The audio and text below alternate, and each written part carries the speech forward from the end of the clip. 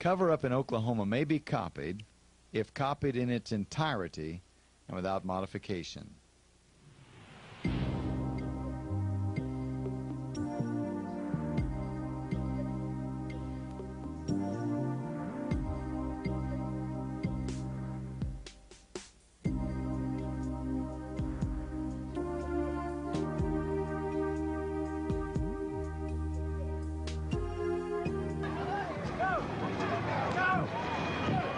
I think he said another bomb.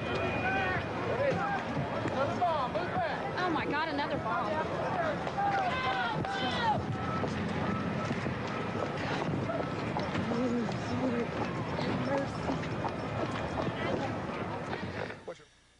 Citizen Information Network has prepared this video in response to the growing awareness that the federal government and our established media have collaborated to deceive us about critical aspects of the Murrah building bombing. This low-budget, voluntary effort contains several segments with some overlap and some blurred video footage.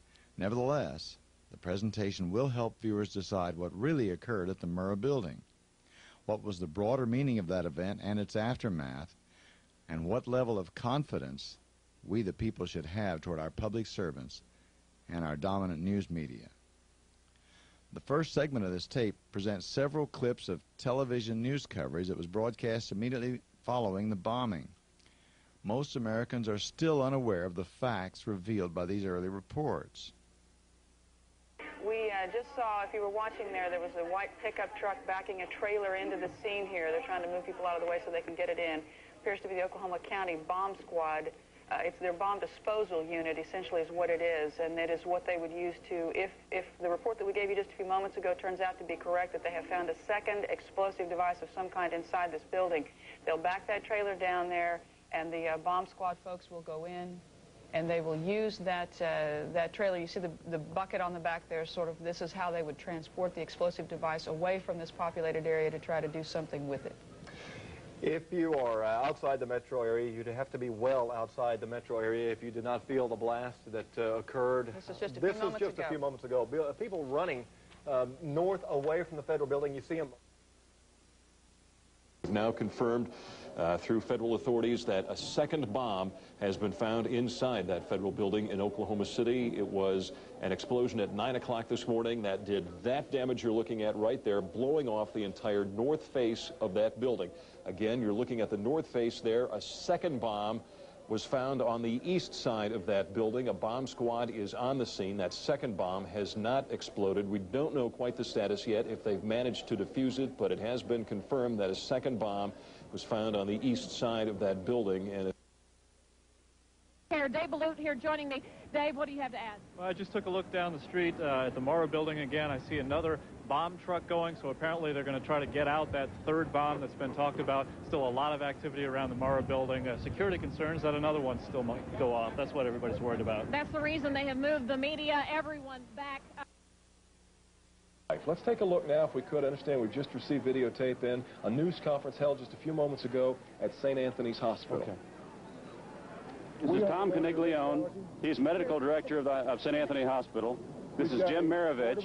He is Chief Operating Officer and Executive Vice President of the hospital. I'll give you their cards after the conference is over so you'll know the spelling. Doctor, can you tell us the situation? The situation at the present time is that we have treated more than 56 injuries. There have been several more since last count. At the present time, the medical teams downtown are unable to get into the wreckage to retrieve more of the injured because of the presence of other bombs in the area. I've been told by the police department that just as soon as those bombs are defused, they will permit the medical teams to enter. And then once the medical teams enter, we expect quite a large number of rather badly injured individuals being brought here. Tell us exactly where you were when the explosion hit. I was in the City Courts building, which is just about 2 blocks south and 1 block west of the federal building. And it was amazing that people walked down in the street and we looked in that direction, and several people said, well, it looks like that's the federal building. Somebody's bombed the federal building. Somebody's bombed the federal courthouse, which was right across the street. because really there was nothing else that would explain this kind of force. That's what came to everyone's mind, was that it must be some type of explosive. Yeah, Mike, hang with us just for a second. We want to update our audience that the Justice Department is reporting that a second explosive device has been found in the A.P. Murrah building in downtown Oklahoma City. Mike, you're still with us, aren't you? Yes, I am, and I might tell you in addition to that, that in fact what we were told at the scene a few minutes ago was that in fact 2 different explosive devices were found in addition to the one that went off. So a total of 3, A total of 3, and of course then there was mass confusion whenever there were hundreds of spectators in the area, and when they heard that there were other bombs in the building, people were running from the area in the opposite direction as fast as they could, trying to evacuate again. And you see the utter devastation that one explosion caused, because here's now what we are starting to learn about the succession, or what someone obviously hoped would be a succession of explosions. The first bomb that was in the federal building did go off. It did the damage that you see right there. The second explosive was found and diffused. The third explosive that was found, and they are working on right now as we speak, I understand, both the second and third explosives, if you can imagine this, were larger than the first. So try to imagine 2- or 3-fold happening what we've already seen there. It is just incredible to think that there was that much heavy artillery that was somehow moved into the downtown Oklahoma City Federal Building. This report of a second and third explosive device having been brought into the Murrah building was broadcast before federal government officials and a compliant national media at the network level had the opportunity to massage the data, reducing the number of explosives and explosions to 1 and positioning that bomb out in the street, not in the building. Moreover, these anchors reported that it was the first explosive device inside the building that caused the devastation.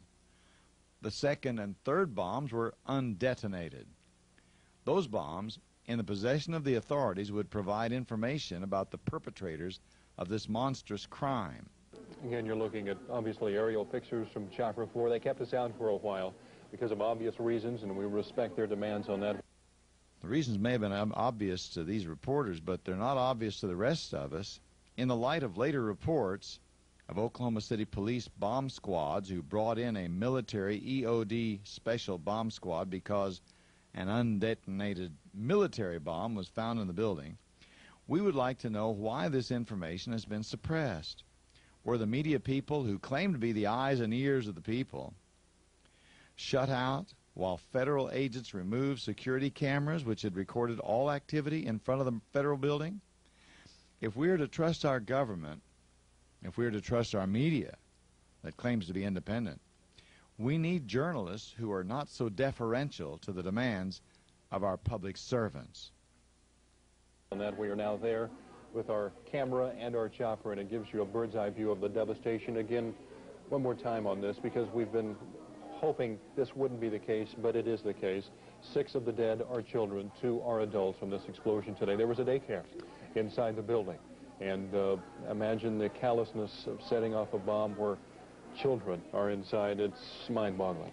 The daycare was on the 2nd floor, so we would assume that as they were starting to get through their early evacuation and rescue efforts before being called back because of the concern over the other explosive devices, that perhaps the daycare area was one that they were able to get to first.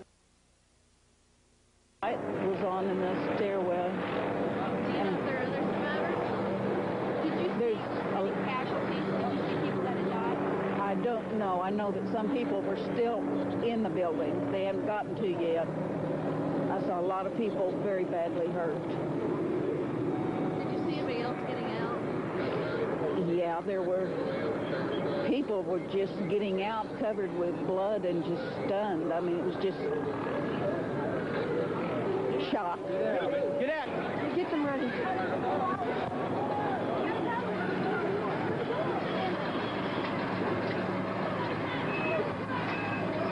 As people get back to the conversation. And this is the point now where the evacuations began again, and you can see everybody starting to leave downtown for fear that the exact same thing was about to happen again. Fortunately, it didn't, because the second device that they found, we understand, was even more powerful than the first.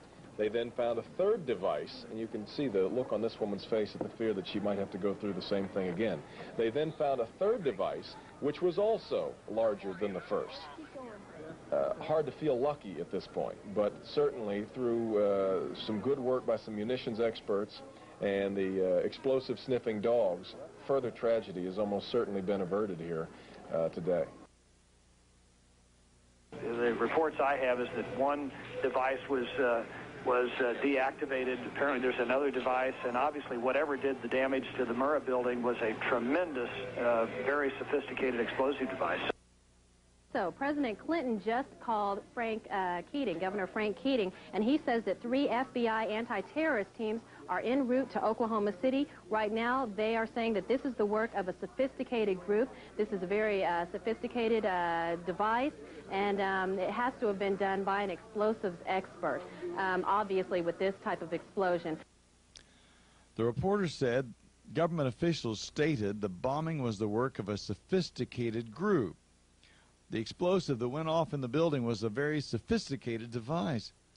It would take an explosive expert to have done that amount of damage. Now, these news reports were all made during the first few hours since the tragedy struck. Given a little time, government spokespeople changed all this. It wasn't a sophisticated group, but rather 2 or 3 men of nondescript skills. Nor was it a very sophisticated device. Why, it was just a mix of fertilizer and ammonia that any old farm boy could put together. And the damage, massive as it was in complete concert with the explosives in a car, later a truck, parked out in the street. Say, isn't it funny how a little time changes things? Also, we're getting word now that President Clinton is sending anti-terrorism units down here to look over the situation and find out exactly what went on and what other danger may be out there in Oklahoma City. That's something we need to think about, unfortunately, this time, because, as we've told you, 2 other explosive devices were found that were not detonated, and they were larger than the first. This weather is going to make things far more difficult, unfortunately, on the firefighters down there, because as we've told you on a couple of occasions now, they are really only just now beginning, thanks to the big, I guess it was about an hour-and-a-half delay or so, while they were worried about the second and third devices that they had found.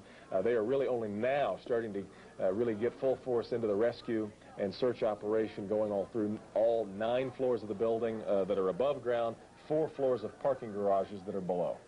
You talk about the second bomb that was found. Devin told us earlier, we got information that the second and third bomb were bigger than the one that was detonated. 1,200 pounds of explosives in that first one that went off. The second and third devices that were found were actually larger than that, so you can imagine what that would have been like. Imagine anybody not knowing exactly what's going on at this point, but if for some reason you were just now getting caught up to speed, at about 9 o'clock this morning, an explosion rocked a good part of central Oklahoma and most of downtown Oklahoma City at the Alfred Murrah Federal Building. About 9 a.m. this morning. That was the first explosive device. There were a total of 3, we understand, found. Only 1 detonated, and fortunately it was the smallest of the 3. But it was enough to tear away just a huge chunk, the entire front of the federal building. As they started the rescue efforts, they were about 30 minutes into the rescue efforts, 30 to 45 minutes in.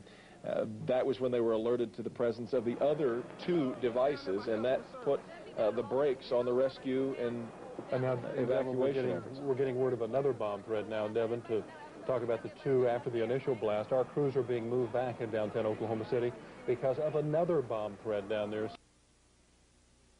Are evacuating. John, can you tell me? They have found... Bomb squad there. It's supposed to be the west corner of the building. Bomb squad is there, west corner of the Murrah building. Is that correct? Another bomb inside the Murrah building. Supposedly there may be another device there. Maybe another device there, and they are evacuating the area. And we'll reiterate again what these later devices are doing to the rescue effort. Time is so valuable right now as they try to get to these people who perhaps somehow are still hanging on to life inside that building. And each delay, every time the firefighters and the rescuers are called back and brought back down off of their ladders and scaffoldings, just could be exacting a terrible, terrible toll on the people who are already inside. Yes, it is. And we talked earlier about the 2 undetonated bombs ever found that were bigger than the device